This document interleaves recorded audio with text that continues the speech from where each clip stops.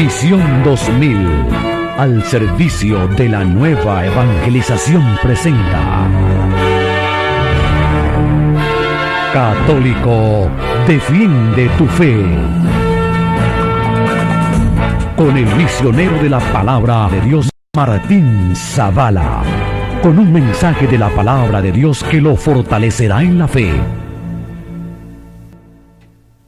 La enseñanza que vamos a compartir el día de hoy, la compartimos, lo hacemos con mucha alegría. Hoy estamos muy contentos porque de nuevo vamos a seguir dando razones de nuestra fe. Católico, defiende tu fe. Y vamos a hablar sobre algo que va a resumir muchos de los ataques que actualmente nos hacen aquellos hermanos que no son católicos, acerca de los sacramentos. Es común oír que digan, los sacramentos son inventos de la iglesia. La iglesia católica, a través de los sacramentos que se inventó, lo hizo para hacerse rica, millonaria, sacar dinero. Inventa cualquier cosa que no tiene ningún fundamento en la palabra de Dios. Es seguro que usted lo ha escuchado alguna vez y tiene familiares, amigos que no son católicos. Pues bien, hermano, el día de hoy tenemos la riqueza de la palabra de Dios que nos dice el apóstol San Pedro. Siempre está dispuestos a dar razones de vuestra fe. Vamos a dar razones de ellos. ¿Es cierto que los sacramentos son inventos de la iglesia o están basados en la palabra de Dios? Compruébelo usted mismo. Yo quiero que en este día, sea tarde, noche, mañana, en cualquier momento que usted escuche esta enseñanza, acuda a la Sagrada Escritura. La riqueza de la palabra de Dios. Los sacramentos de la iglesia fundamentados en la Escritura. Vamos a decir lo importante acerca de ellos. Los sacramentos. El bautismo. Vamos a iniciar con el primero. Muchos hermanos protestantes dicen que el bautismo no debe de ser, porque, según ellos, tiene que ser de adultos, como lo hizo Jesús, y en un río.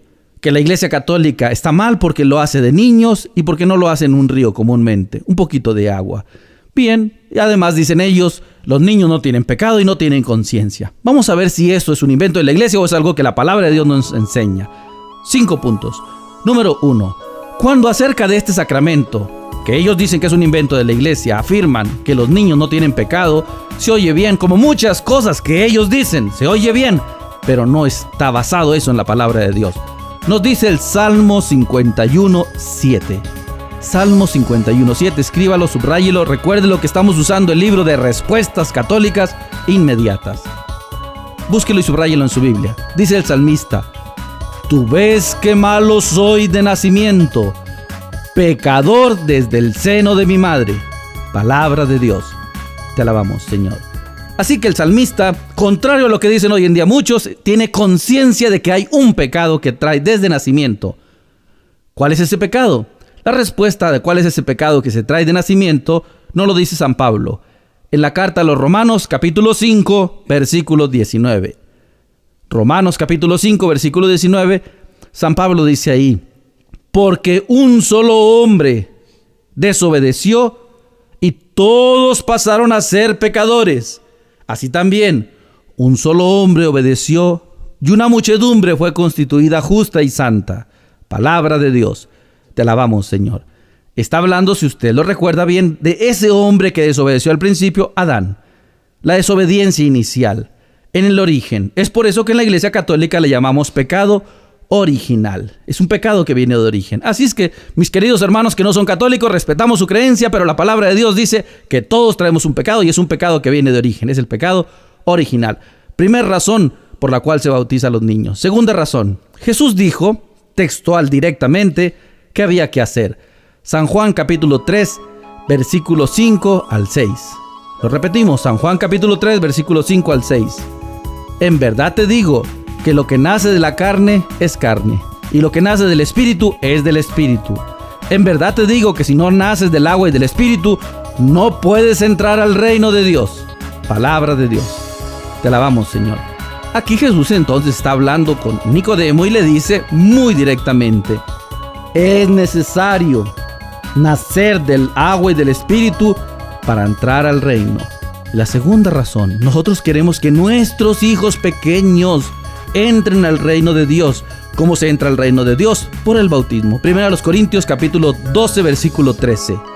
Primero a los Corintios 12, 13, San Pablo dice, por el bautismo hemos sido injertados al cuerpo de Cristo. Palabra de Dios, te alabamos, Señor. El bautismo nos da el Espíritu y ese Espíritu nos une a Jesucristo. Es por eso que nosotros también bautizamos a los niños. Además nos dice en Hechos de los Apóstoles, capítulo 2, versículo 39, que la promesa del Espíritu Santo es para los hijos. Para los hijos, dice así textualmente. Hechos 2, 39. Por si fuera poco, no solo eso. Cuando ellos dicen, es que no tiene conciencia el niño, ¿quién dijo que hacía falta tener conciencia para recibir la bendición de Dios? Eso es antibíblico. Si nosotros, por ejemplo, bastaría que recordáramos a Lázaro. ¿Lo recuerda usted? Lázaro resucitado por Jesucristo. ¿Qué fe tenía Lázaro cuando fue resucitado por el poder de Jesús? Nada. ¿Qué fe miró Jesús de él? Nada, estaba muerto. Entonces, ¿cómo fue que Jesús fue hacia allá y lo resucitó? Miró la fe de las hermanas. Ellas fueron, le pidieron a Jesús. Jesús mira la fe de ellas y lo levanta. Es igual entonces en este caso. Se bautiza a los niños porque se ve la fe de los padres. Recuérdelo entonces. Y además es falso que tenga que ser en un río. Jesús mismo recibió el Espíritu Santo fuera del agua, no en el agua. El agua es un símbolo.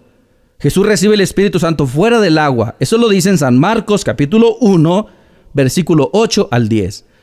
Cuando salió del agua, los cielos se abrieron y descendió sobre él el Espíritu en forma de paloma. Palabra de Dios. Te alabamos, Señor. Así es que es un cuento eso de que tiene que haber obligatorio mucho agua. Es un invento más bien de algunos, tradiciones de algunos que respetamos, pero amamos más y respetamos más la palabra de Dios. El agua es un símbolo. Ya lo había dicho el profeta en Ezequiel 36:25. Ezequiel 36:25. Estás escuchando Católico Defiende tu Fe con el hermano Martín Zavala. Para profundizar este tema, te recomiendo el libro Respuestas Católicas Inmediatas, donde encontrarás todas las respuestas a los principales ataques de las sectas protestantes. Respuestas Católicas Inmediatas. Puedes obtenerlo llamándonos al 480-598-4320 o por internet en www.defiendetufe.com www.defiendetufe.com. Sigamos escuchando a nuestro hermano Martín Zavala. Y además, cuando algunos hermanos nos dicen, pero como no valió de niño, me vuelvo a bautizar de nuevo. Y se vuelven a bautizar. Y después se van a otra iglesia y se vuelven a bautizar. No, hermano. La palabra de Dios, la Escritura dice en Efesios capítulo 4, versículo 4 al 5. Efesios 4, del 4 al 5. Hay un solo Señor, hay una sola fe, hay un solo Dios y Padre, hay un solo bautismo. A veces cuando nos dicen en los cursos o nos preguntan cuando vamos a impartir las conferencias o cursos de defensa de la fe, hermano, ¿qué respondemos? Porque hay muchos hermanos que nos dicen que hay que bautizarse de nuevo. Dos cosas. En primero, recuerde lo que dice en la televisión. El anuncio.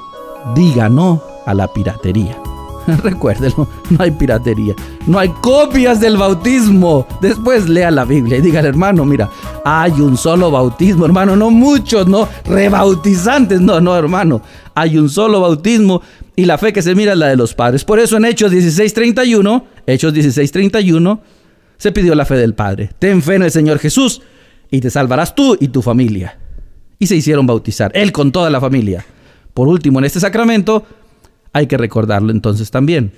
No hay nada de invento, es una riqueza basada, fundamentada en la palabra de Dios. Si alguien dice, yo lo hago como Jesús, bueno, hermano, si tú dices que te bautizas de grande como Jesús y en un río, entonces también haz como Jesús hizo. ¿Qué hizo Jesús después de bautizarse? Fue al desierto. 40 días y 40 noches y ayunó. ¿Eso hacen los evangélicos después de bautizarse de adultos y en un río? Que se van a ir al desierto. Ni al desierto de Arizona se vienen a bautizar. Después de ayunar, nada. Es un cuento, es un invento. Eso es un invento. No se trata de hacer todo lo que Jesús hizo, sino lo que Jesús enseñó. Por eso usted y yo como católicos, este sacramento del bautismo, lo practicamos y lo vivimos fundamentados en la palabra de Dios. 1. 2. La confirmación. La confirmación no es un invento de la iglesia. Hay que leer la Biblia. Hay abundantes referencias de la Biblia. Solamente le voy a dar algunas. Recuérdelas, escríbalas, subráyelas y después las va leyendo más atentamente. Hechos de los Apóstoles, capítulo 1, versículo 8. Hechos 1:8, ¿lo recuerda? Cuando Jesucristo dijo, serán mis testigos y recibirán el Espíritu Santo y serán testigos míos en Judea, Jerusalén y Samaria y en todos los confines del universo. Hechos 1:8, es la promesa del Espíritu. Jesús muchas veces lo había dicho. En el sacramento de la confirmación se da esa plenitud del Espíritu de Dios. Es hacer plenamente vivo, eficaz, operante el Espíritu de Dios. Es Jesús prometiéndolo una y otra vez y después viviéndolo. Y la iglesia que está unida a Jesús, participando de eso, da esa plenitud del Espíritu Santo.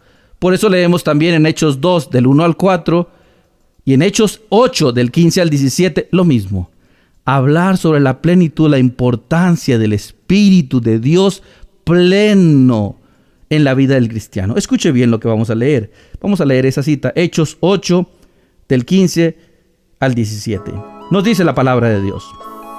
Bajaron y oraron por ellos para que recibieran el Espíritu Santo, ya que todavía no había descendido sobre ninguno de ellos y solo habían sido bautizados en el nombre del Señor Jesús. Pero entonces les impusieron las manos y recibieron el Espíritu Santo. Palabra de Dios. Te alabamos, Señor. ¿Lo escuchó bien? Les impusieron la mano. Es característica esencial en el sacramento de la confirmación, la imposición de las manos. Se imponen las manos para recibir más esa plenitud del Espíritu de Dios en la vida de la persona, del cristiano, del creyente. A eso le llamamos confirmación. Alguien podrá objetar o decir, pero es que esa palabra no viene en la Biblia. A nosotros, ¿qué nos interesa la palabra? Cambiando de país, de idioma, se va a decir en otro idioma. No nos interesan las palabras, nos interesa el hecho, el contenido. El hecho es que hay una plenitud que se recibe del Espíritu Santo que se da mediante la imposición de las manos. Es el sacramento de la confirmación. También les recomiendo leer Hechos de los Apóstoles, capítulo 19, versículos 5 al 6, acerca de este sacramento. Confirmación. Aquí también igual muchos nos critican y dicen, no, pero es que ese es un invento porque es peor. El católico se confiesa con un hombre pecador. Según ellos, no hay que hacer eso. La Biblia lo prohíbe. Hay que confesarse directo con Dios. Y ellos como si sacaran un celular espiritual. Lo sacan, Señor, me arrepiento. Ya, gracias, me perdonaste, adiós. No, hay algunos católicos incluso que llegan a pensar algo similar. Yo me confieso directo con Dios. No, hermano. Eso no está en la palabra de Dios. ¿Cuál es el camino ordinario que Jesús dejó acerca de reconciliarnos con Él? Véalo, escúchelo en el Evangelio según San Juan, capítulo 20, versículo 22 al 23. San Juan, capítulo 20, versículo 22 al 23. Nos dice allí Jesús. Dicho esto, sopló sobre ellos y les dijo, reciban el Espíritu Santo. A quienes ustedes perdonen sus pecados, quedarán liberados, y a quienes se los retengan, les quedarán retenidos. Palabra de Dios. Te alabamos, Señor. Es la palabra de Dios tal cual, directa, sin necesidad de que alguien diga, yo interpreto, yo pienso así. Es el mandato, es el poder que Jesús les da a los apóstoles de perdonar y de no perdonar. Es muy sencillo, mire.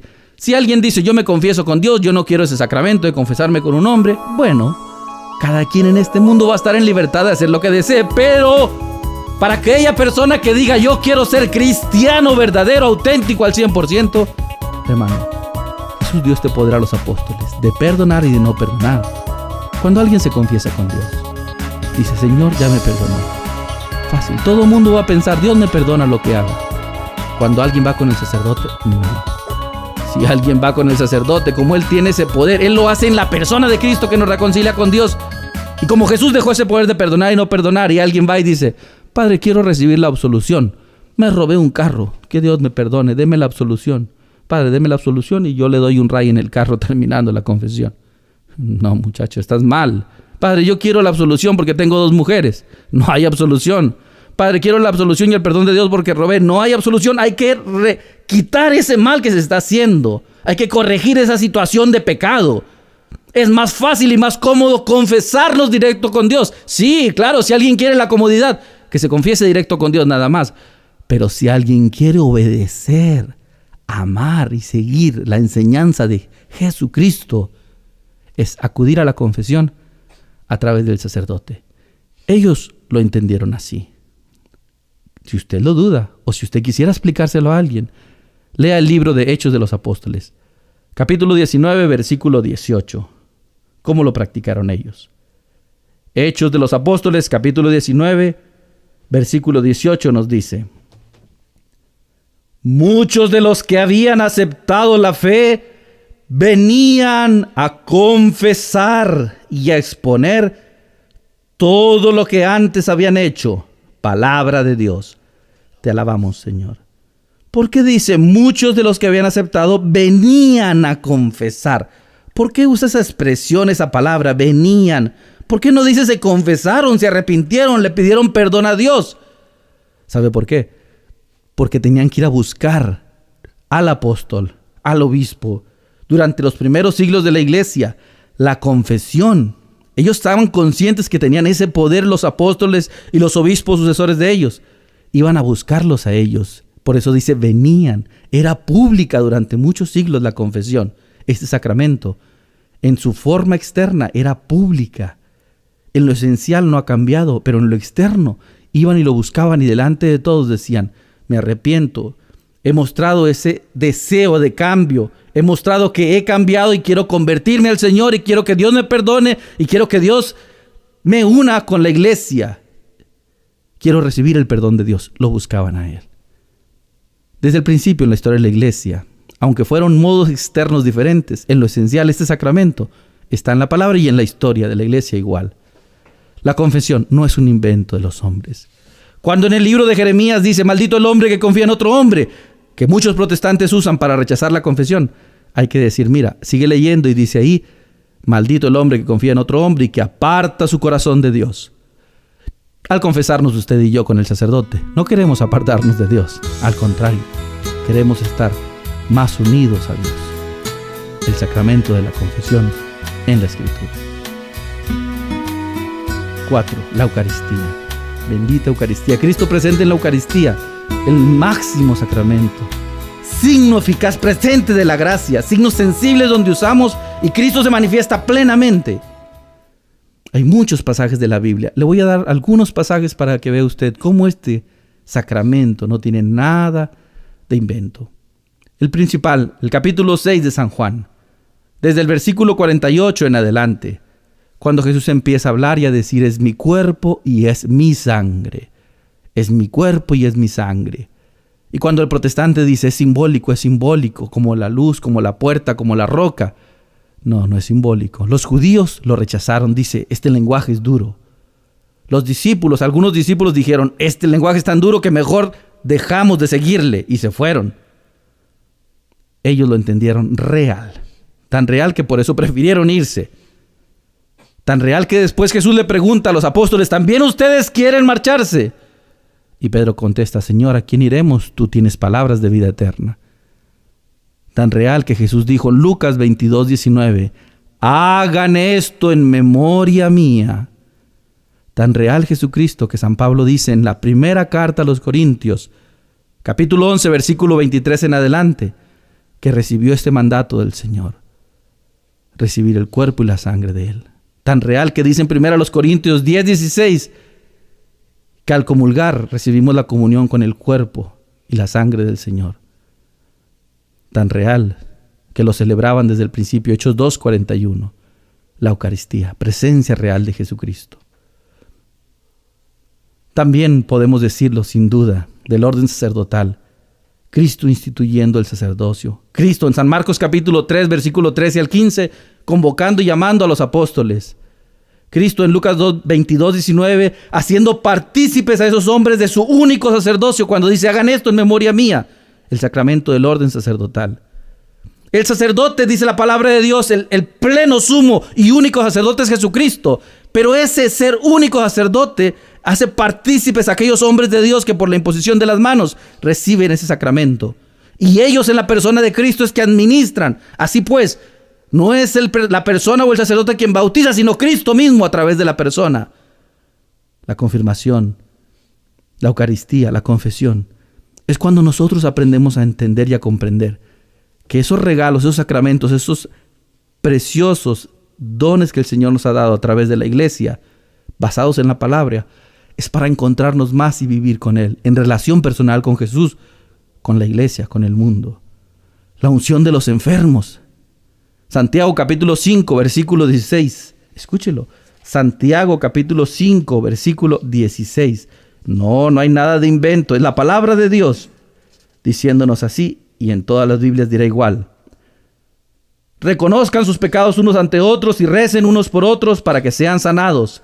La súplica del justo tiene mucho poder con tal de que sea perseverante.